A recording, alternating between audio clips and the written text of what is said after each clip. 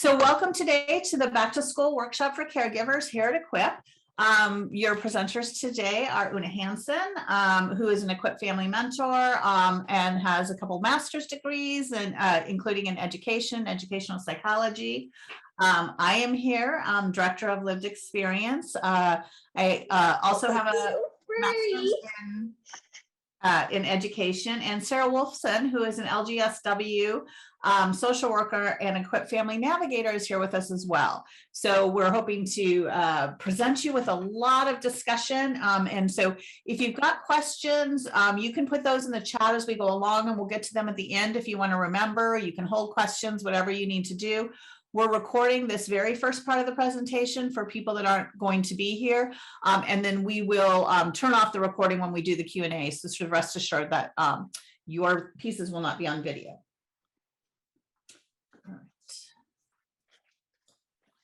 So really, back to school sort of starts with Coping Ahead, which is a DBT or dialectical behavioral therapy that you might have heard already. Maybe when you were planning for summer vacation, folks talked about how you would cope ahead. And now here we are in July, which seems like it's coping ahead substantially for people who don't start school till September. But for people in July and August, it's sort of in the nick of time coping ahead. So we're really happy to have you here with us today. Coping ahead is really the secret to success. When I was teaching in the classroom, one of my favorite quotes that I would share with my students is, failing to plan is planning to fail. And I know nobody came here to plan to fail. So the new year, the new school year, how are we going to make a recovery supportive transition in this? So we're going to talk about a lot of things today. So things to consider are going to be how you interface with the school. And that includes a whole host of things here. I'm not going to read the list out loud to you because I think you're all able to go through it. But in conjunction with that, there's also interfacing with friends, because we know that social life is very much an important part of school as well. So we'll have some very specific discussion around that as well. All right, Una, would you like to? Sure. Hi, everyone. So again, I wish I could give you all a big hug right now, because I know this is a really can be a stressful and fraught time. So just want you to know that we're all here with you. We've got you. And JD, if you can admit folks while I'm chatting, that would be great.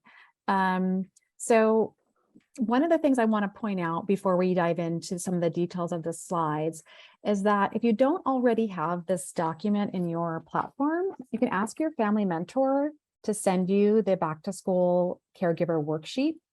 And basically, this will help you kind of keep track of all the things that we're going to cover today, because we're going to give you a lot of information. So just ask your family mentor for the back to school caregiver worksheet. If you have any questions about this, we can cover that at the end. So one of the very first things, especially if your child is transitioning to a new school that you're not as familiar with, is for you as a parent to figure out, who do I talk to about, the things that my child might need when they're returning to school during eating disorder treatment. So who is that point person? And it's different in every school. It could be a vice principal, a coordinator, a head of school, a middle school head, upper school head. It could be a dean, it could be your child's advisor. So it's really that step one is finding out, who is my point person to get my questions answered. And then the next step, and this might take a little while, this might happen after school has begun, is to figure out, who is my kid's person at school, right? Who is their safe adult at school who knows about the eating disorder and knows kind of what the plans are and how to support my child during the school day when I can't physically be there. And then the big kind of question for all of these folks is, do they know eating disorders? A lot of folks think they know eating disorders. And many of you probably have encountered people already who have this false sense of confidence, and you certainly know a lot more about eating disorders than the average person. So starting to think about, what do I need to provide these folks at school so that they're up to speed on what my child needs?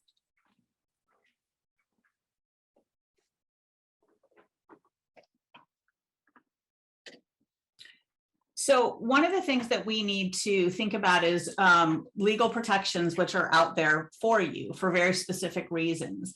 And what most people end up needing to familiarize themselves with, and this is specifically in a public school context. This may or may not apply to a private school. So there's a lot of nuance to that. And the family navigators will be really helpful in talking through that if that happens to be your situation. Overall, the federal protections related to any sort of disability, Section 504, or individualized education plan are going to be related to accepting federal dollars.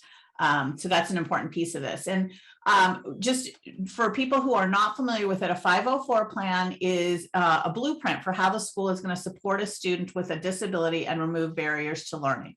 So this is all about having equal access to school. So in some ways, when I think about how a 504 might support people with an eating disorder related to food, I think a good equivalency when you are thinking and talking about this could be maybe a kid who needs medication like who needs insulin, right, during the school day, or perhaps a student who needs medication during the school day. So usually if that's in play, you're going to have some sort of document of support around that. So a 504 is sort of the lowest level that you can access that protection at. And then an IEP is a blueprint for a child's special education plan at school. And so where you are now in your She's family, supposed you to might, walk 10 minutes. That's on her. you might have someone who has an IEP already for some other health condition. Anxiety is very common, or attention deficit disorder, and then you're needing to modify that IEP. You might have a child who currently doesn't have anything in place, and that might just be a 504.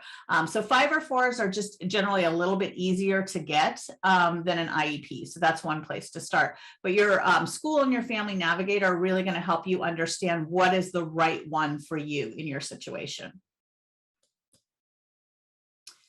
So as Una pointed out, we've got that that back to school worksheet that's going to be really helpful. And that's one of the ways that EQIP supports families with school accommodation. So we know that the eating disorder isn't just happening during sessions at EQIP. This involves the whole life in order to be able to really be successful with this.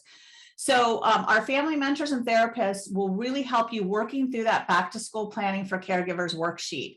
Super, super helpful, helping you define what, if any, accommodation your child needs. And that it's just a really good chance to have really detailed planning conversations about this. And then once that piece of it is done, our family experience navigators support you with documentation and advocacy, which is also really, really important. So Sarah, if you could, let's see if this will work for me to stop sharing and you start sharing. So Sarah Wolfson is our family experience navigator, who again is very, very good at all of this and is going to walk you through some of the tools they've developed to help support families. All right. Hi, everyone. Let's share this. All right. Can we see? Are we good? I can, yes. All right, perfect. So I wanted to walk through a little bit about what EQIP does behind the scenes to make sure that you can get the right accommodations for your child. So we start off with this accommodations checklist. This is a sort of overview of a lot of different eating disorder specific accommodations that are common with a lot of our patients. We also have some comorbidity access here for specifically anxiety. So what we do is we have your providers go through this list and see which ones, based on their conversations with you, they think would be a helpful accommodation. You also obviously know your child best, and so we always want to hear from you about what you think would be a helpful accommodation for your child. So this is sort of just an outline. We have other in all of these categories. We want to make sure that your specific child is getting exactly what they need from that school. So this is just sort of our first building block. And then from there, I have a couple of examples of what a 504 letter is going to look like. So we try to be as basic as possible. If your school is requiring information like diagnosis or anything else like that, we are happy to put that on, but we're going to err on the side of caution and not overshare as much as possible. So this is a very generic introduction about their participation in EQIP, and then that these accommodations are requested. So this is one that was successfully implemented by one of our patients earlier this year. And this was a combination of the provider insight as well as the parental request. So this is another one. Similarly, another idea about 504s is that these are living documents. So Once you get one established, it's really easy to tweak it as you go through. So as your child enters further throughout recovery and they need different accommodations, or these accommodations are no longer necessary, you're able to manipulate that as you go through in order to make it relevant and effective for your child throughout their whole schooling. Thanks, Sarah. That's super helpful. And I think it's maybe a good time for Una and I to insert just a little bit of our experience and thoughts around some of these accommodations. Una is super interested in, there's a really nice, robust section that I saw on the checklist, and I also saw in the letter related to curriculum. So do you want to talk a little bit about, this is a lot of the work that you do around what's happening in curriculum? Yeah, I think a lot of parents are surprised to learn that assignments that kids are getting in school sound a lot like their kids' eating disorder. Write down everything you eat, track your calories, giving kids a scenario of like, so-and-so weighs X pounds. If they want to lose X number of pounds before this date to get into this certain BMI, what should they eat? Kids are shown food documentaries that are, how do I put this, are pretty traumatizing, even for a kid without an eating disorder.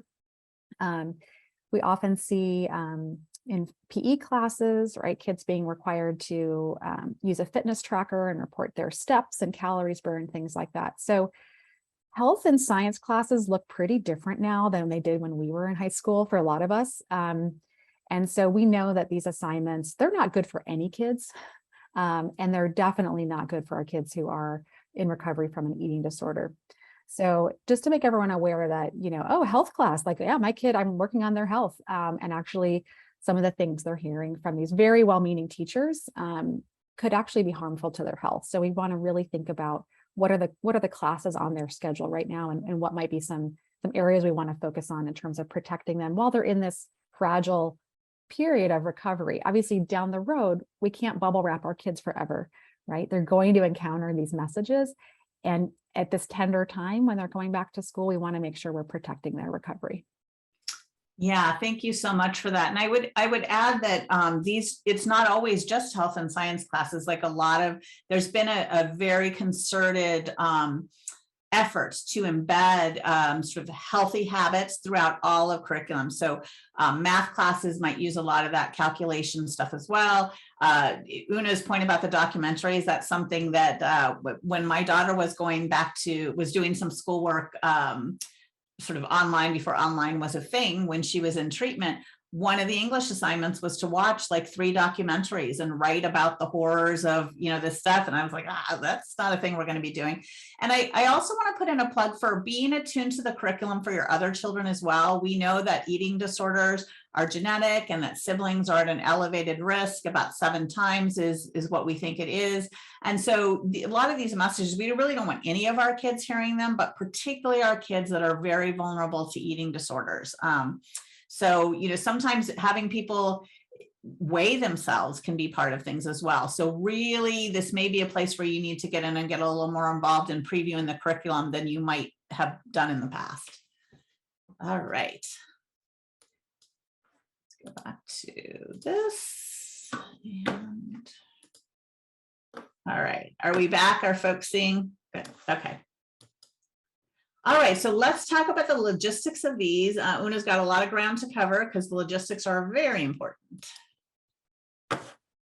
Yeah, and there was a question in the chat about kind of lunch logistics, and that's exactly what I want to touch on with this slide. So I like to keep things really concrete and basic because this is can be such a stressful and overwhelming time.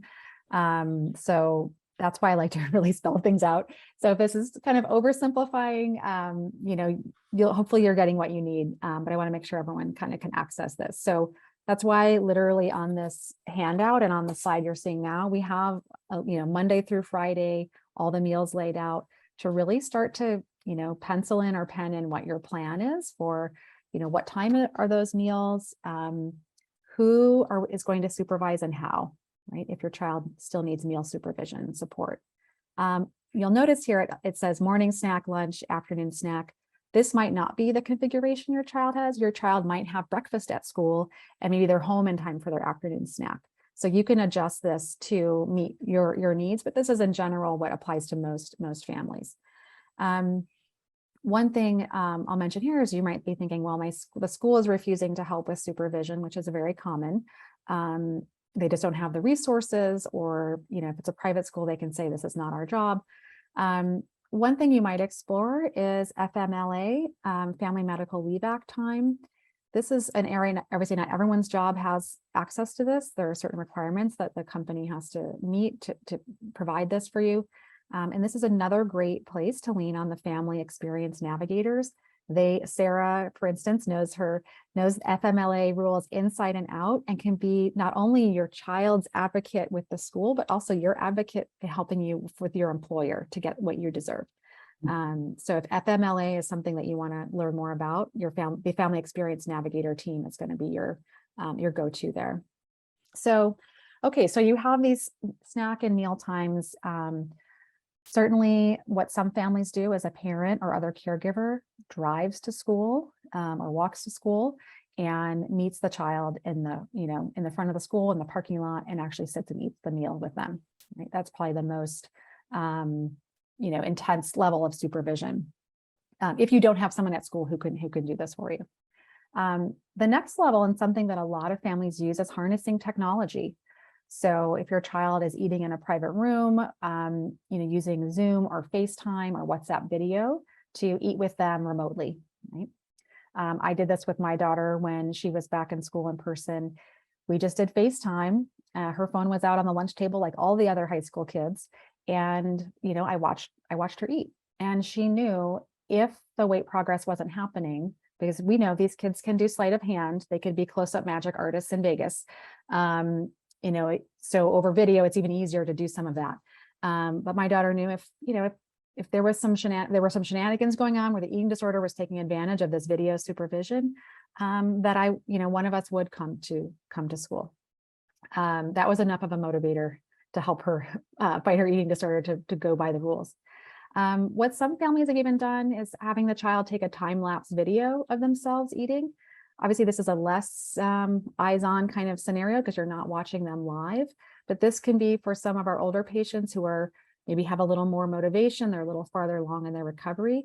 That can be the way that they talk back to their eating disorder and say, hey, listen, like my mom or dad or caregiver is going to watch this video later. I have to do this. And there are lots of options of kind of making this work, really depending on your child, your situation, your school. And if you have specific questions in the Q&A, I want you to fire away and we can try to help you troubleshoot those. Yeah. One of the things, and I always like to, as a former high school teacher, insert here, one of the workarounds that I found to be very helpful, because parents are so concerned about their kids missing socialization, and particularly post-COVID, that's even more of a concern, is taking some time out of the class before lunch. So you can have a 15 or 20-minute early release from, say, fourth period, get the eating done, and then they can go off to lunch with their friends with, sort of some chips from their lunch or whatever it is, so they can manage the best of both worlds. So really wanting to encourage folks to we can really think creatively, as Una just described, about how we prioritize the nutrition prescription, just as we would if they were on antibiotics that had to be dosed 6 times a day. We very often, with some creative thinking, we can manage to meet all the needs. I have a touchy mouse. Sorry about that. Should I talk about clothes, JD? Yeah, talk about Okay. those. Okay, this is, you hear my big deep breath because I know that clothes can be such a fraught topic if your child especially has body image concerns. So the first question is just thinking, does my child need new school clothes or new uniforms? If they've been restoring weight, the clothes that fit them last time, we hope they aren't fitting them again this year, right? And if you know what their target weight range is, maybe we need also like another size up too, so we're ready to go if by October they've grown a little bit more. So just kind of taking stock of where your kid is with their school clothes or the school uniforms. Now, getting new clothes and uniforms can be really stressful. So this is where you want to talk to especially your family mentor, and get some ideas for strategies that we know have been effective for other patients. There's a whole range of ways you can go about this if you're worried that trying on clothes or seeing that size on the tag is going to make it hard for them to eat that next meal.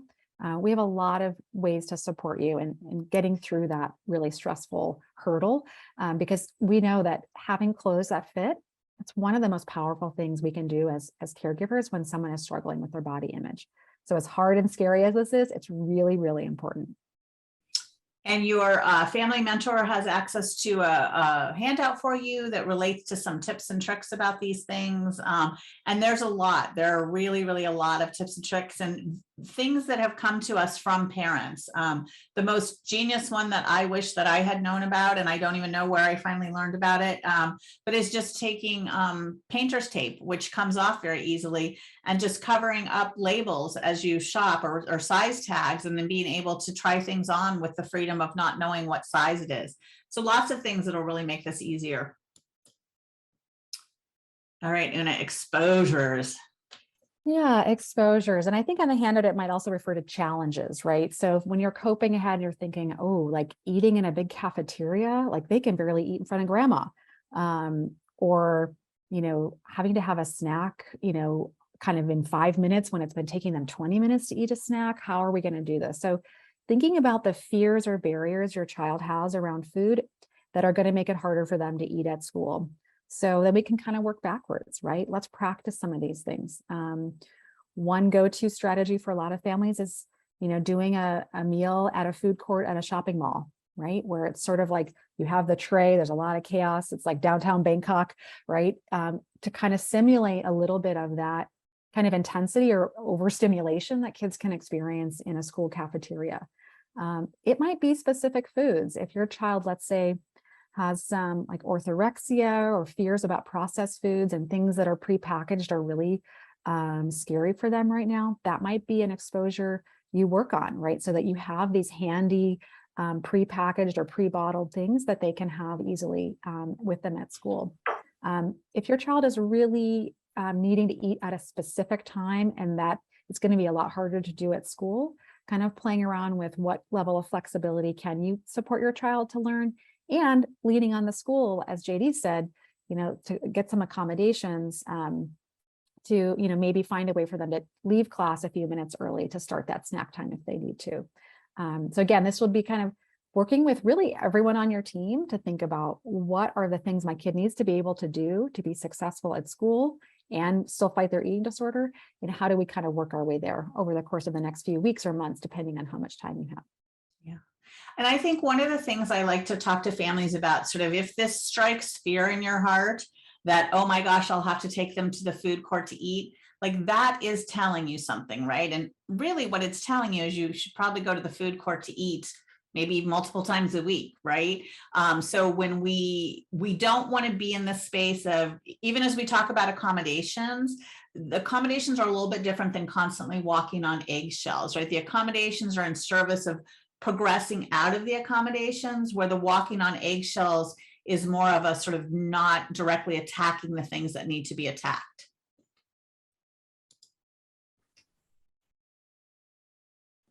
Okay, sleep, right? We know after nutrition, what's the most important?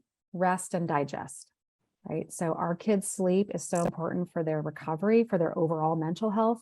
And so we know in the summertime, right, especially for teenagers, if your child is in that age group, they might be really sleeping in, staying up late. So just looking ahead at, what time do we need to leave to get to school, and how do we want to just rip off the Band-Aid on the first day of school? Or do we want to maybe go in like 15-minute increments in the weeks leading up to school? So this is really kind of you as a family deciding what makes sense for my kid and for our family.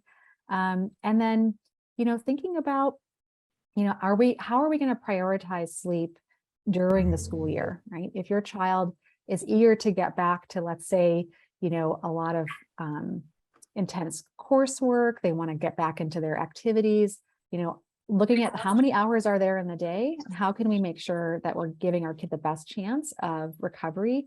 And a big piece of that is sleep. Absolutely. All right. Now this really, really important piece of things, right? So the food. There's a lot of, again, planning ahead that you can do. Having that list of easy to eat lunch and snack ideas is really helpful. And remembering that in the context of having to feed a lot of calories, very often, particularly given that lunches are very short at schools. I could go on a diatribe of that for hours, right? So we want to make sure that we know how to either prepare or purchase a lunch that's going to really fulfill those calorie needs and be able to be eaten in a very, very short amount of time, which is what they're allotted. And then how are we going to adjust nutrition to reflect more walking and activity? So particularly if you've taken this summer to sort of eat, rest, and digest and really make progress and that sort of thing, it can be a little bit of a shock to the system to sort of think about how much they're walking around at school, and not only how much does just walking from class to class get, then there's an opportunity during that, there's multiple ways to walk to class, right? There's strolling with your friends, there's sort of running the route 3 times before you get there. So all of those things sort of are in play. And as Una said previously, I think that having a metric that you can measure is really, really helpful. So remembering that even if you're not there to necessarily supervise the walking in the way maybe you were at home, you're still going to have some evidence that tells you what direction to go in there. Anything else to add to this, Una? Yeah, I would add, we're thinking about, them carrying a heavy backpack. I mean, we've all seen what these backpacks look like lately, especially there's probably a laptop in there now. So that is really, requiring a lot of energy. And I think we also as a culture underestimate how much energy is consumed through cognition, right? So that when your brain is having to think and focus and interact with people and learn, you're actually consuming energy. That's why, if you think back to your late night study sessions, when you were in high school or college, right, that you might have like a little snack as you go to keep your energy up. It's because your body is actually using a lot of energy, even if you're not moving around. So for all these reasons, if let's say your child's weight is looking good, you think, oh, maybe we could, pull back on the nutrition prescription. I would really think twice and talk to the dietitian about, oh, but school's coming up in 2 weeks. Maybe we should hold steady. Maybe actually we're going to need more. Let's wait and see. So that would be kind of my, not to panic, but just to kind of be aware that that's something you'll want to keep an eye on. And as JD said, you're going to learn as you go. So one of my mantras for those of you who are my families, I see some familiar faces, one of my favorite phrases is data, not disaster, right? So you're going to be collecting data in those first few weeks of school, right? So trying to have that kind of calm, matter of fact, almost like you're like a scientific observer, like an anthropologist, like, okay, what's happening for my child during their school day? And then leaning on your team for support. Yeah. And adding to that, anxiety can increase metabolism, increase burning calories as well, too. So all of those things, this is a reason why sort of a lot of times kids they've been doing really, really well, and it's back to school. And we just know that transitions are very hard for these kids to start with for all of the reasons that we've said. So being super, super cautious and observant and ready to adjust around these times is really important. All right, social and skills. Una, do you want to talk about this? Yeah, the first thing I want to say is to normalize how hard it is for our kids sometimes socially as they're recovering from an eating disorder. You might find that their old friend group they're not quite meshing with that old friend group anymore. That's really, really common for kids' friendships to kind of implode or get a little bit distanced. And you might find your kid feels pretty lonely for a while or doesn't feel like anyone is their friend. So it could giving them support around maybe trying a new activity. Maybe they can't be on the soccer team this year. Is there something else they can get involved in and kind of bounce off some new kids at school? So thinking about those DBT skills about communication, that's something that your child can work on with their peer mentor, especially. And just knowing that this is really common, right? That kids have social struggles while they're recovering from an eating disorder, and it does get better. And you're going to be there to support your child during this kind of awkward transition that many kids go through. Yeah.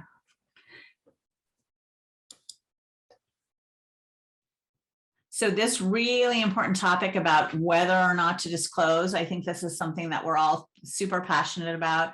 Una, what are your thought processes around this? Yeah, I mean, with all of this, it's sort of your mileage may vary, right? Rather than one size fits all. And in my experience, kids who are totally alone with their eating disorder at school, they suffer so much, right? Because, their friends don't know. You can only imagine what the lunchtime conversations are about calories or fat or weight or bodies, people looking at pictures on Instagram. And if your child even has just one friend who knows about the eating disorder, who can be their ally and their support, it can go a long way. Now, it's pretty unusual for your child to say, yes, I want all my friends to know. Now, some kids do. Some kids are, on Instagram, I have an eating disorder, like they're very open about it. But a lot of kids are very private about it because the eating disorder wants to keep it a secret. Right? Because if nobody knows, right, the eating disorder has more opportunities to get its way. So just as your child and their eating disorder might be pushing you away, they might also try to push friends away as well. So this can be a really fraught moment for your child. And I've never seen a kid regret telling a trusted friend and asking for that support. Yeah, I think that's so important. And I think for me, I want to highlight, and we were very open from the beginning, my daughter was. And so it was very interesting to experience that from her openness and also from her being in program with someone from her school who wasn't open. So I will tell you, gossip wise, there was way more gossip about the person who they didn't know where they were than there was about my daughter, who controlled her own narrative, which was, I think, important. And then I think overall, one of the things to just really consider, and again, this is all conversation to have with the team versus sort of doing it to your child. But eating disorders, as Una pointed out, they really thrive in secrecy. And we live in a culture where secrecy often is related to shame. So even if we're not hiding it because we're ashamed of it, it can still process in our body and psyche in a very similar way. So looking at the whole big picture around disclosure and who and all of that sort of thing. And it just, again, builds that skill of, we have open conversations with our therapist about this, is just helpful in and of itself.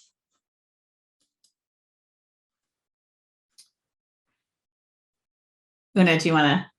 Yeah, I guess we kind of covered this in an earlier slide, so I realize I don't want to repeat myself, but yeah, just thinking about, yeah, I don't want to repeat myself. We pretty much covered this. I would say that we could maybe go a little deeper on one of the things that I see is, so I was a parent who was very much not involved in the minutia of the kids' friendships, like not a helicopter or lawnmower parent, that sort of thing.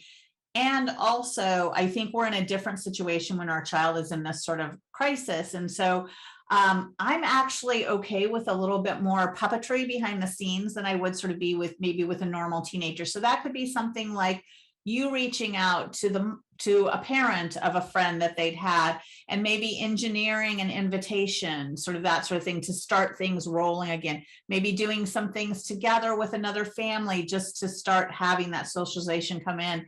And supporting new friendships with, people have a variety of resources and financial resources as well. And I'm a big believer, if you have money to throw at a problem, this is a good one to use that on. So, you can do sort of some fun outings and things like that, where you're sort of picking up the tab that naturally make this new friend want to come do things with you. So even if you've been sort of a studiously hands-off sort of in their relationships person, it can actually be pretty supportive at this time to maybe have a little bit more involvement and engineering to make things happen. Does that make sense, Una? Yeah, and one other strategy, if carpooling is a thing in your community, this can be a great way for a kid to meet someone who lives near you, right? And you're doing it for logistical and practical reasons, and it's giving them a new connection to someone, and you're meeting another family, maybe, and getting to know them a little bit. Mm-hmm. Yeah.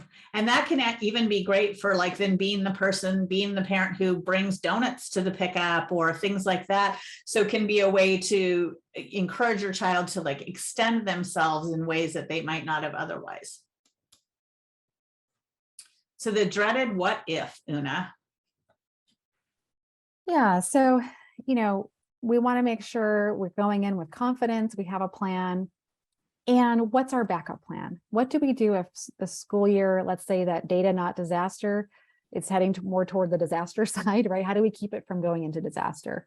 What's our plan if there's weight loss happening, or the course load is just our child can't get the 9 hours of sleep they need, or whatever, depending on their age, they might need even more sleep than that at night. So what are we going to do? Are we ready to pivot and make adjustments? And for some families, this might mean even looking at, let's put some of this down in writing, right? What's our plan? And getting your child's buy-in, right? That they understand that these are the boundaries that they're working within.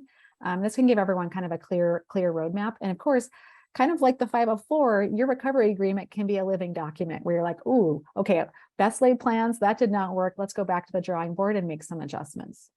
Yeah. And this makes me think, Una, that we haven't really delved into this piece, which I think both you and I have pretty strong feelings about, in terms of contingencies and things like that. We know that a lot of these kids are really high achievers, right? So as you do your planning, and you're planning for success and to prevent a relapse, to prevent lapses and sort of those things, really look at everything, put everything on the table as you put this plan together. And is this the year or the time for your child, your high achieving child, to have, 6 AP classes?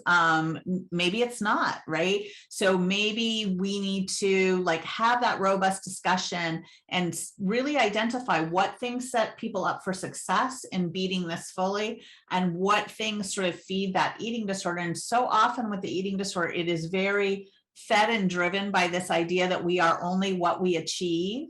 And so again, in terms of how we engineer things, sometimes we have to set up some situations where our kids can really come to really own, I'm worthy because I am, and I don't need to be so productive and have these grades and all of those sorts of things. So it can just be really good fodder for discussion around what your family really values, what they value, and a chance to, I would say that for our family, and my daughter was the youngest of 4, it just opened our mind to a whole new way of perceiving education and achievement and walking through life. And at first, it's scary to reevaluate all those things, particularly if you're a high performing family with high performing kids. You're like, this is sort of who we are and what we do. And it can be really exciting and amazing and open up a whole new sort of way of being as a family to discuss all of those ideas. Una, any additional thoughts on that? Yeah, and I'll hold up the other poll for somebody who says, no, achievement is like my kid's core personality trait. I will say this, prioritizing full recovery is not anti-achievement, Yes. right? Giving your kid the best chance at their full, robust life of whatever their amazing things they're going to do, giving them the best chance to access that is going to mean prioritizing their recovery now, getting them to a really strong place as quickly as you can. That's what's going to help them unlock those opportunities that you want for them and that they want for themselves. I love that, Una. And I would say, I think that at the core, these are going to continue to be people who do amazing things very often. And it sort of just changes the way they do them. So they're doing them less as a checklist and more as a piece of who they are and what they want to be. So I really like that highlighting of staying true to sort of who they are as a person. We're not asking anyone to sort of give that up and just become a slacker sort of thing.